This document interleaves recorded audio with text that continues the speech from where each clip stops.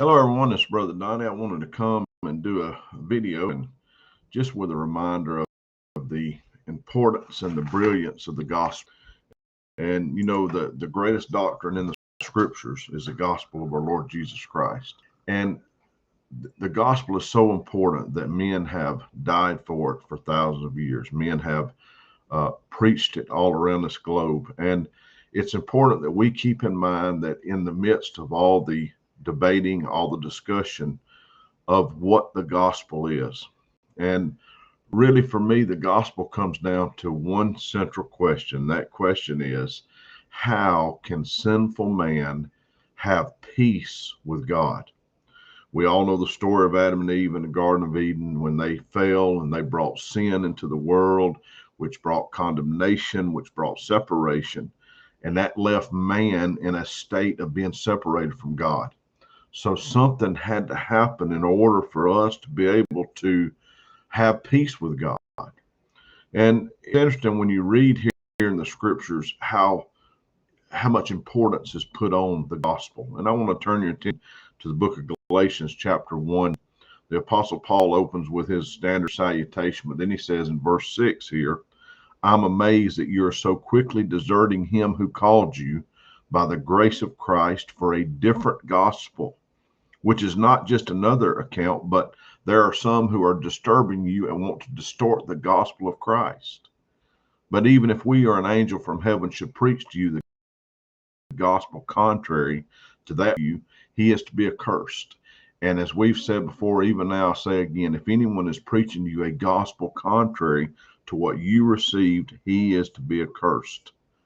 For am I now seeking the favor of God, people or God?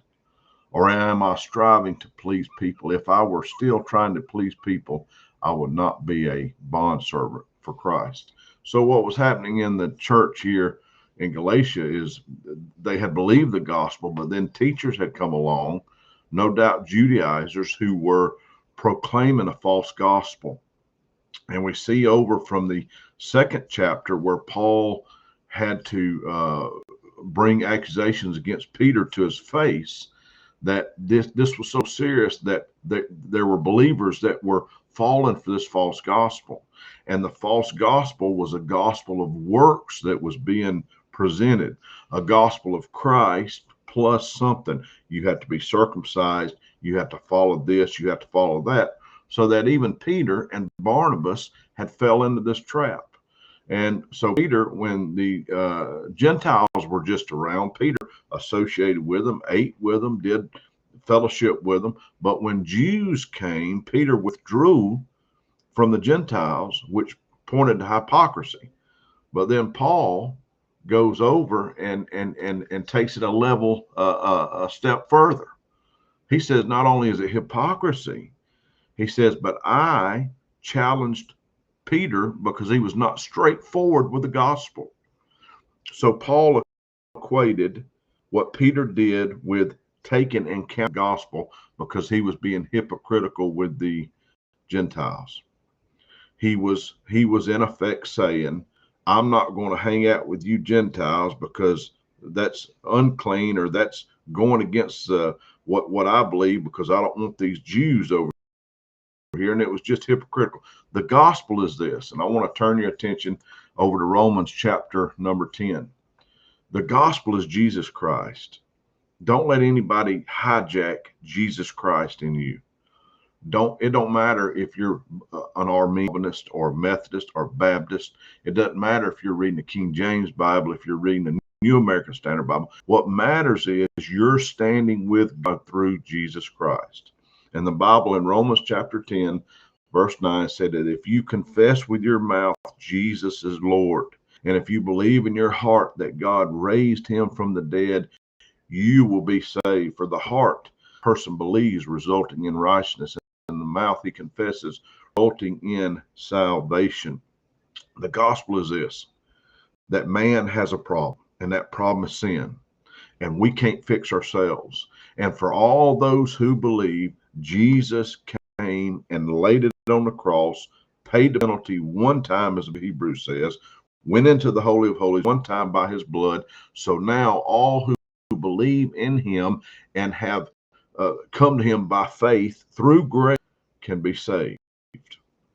This is the gospel.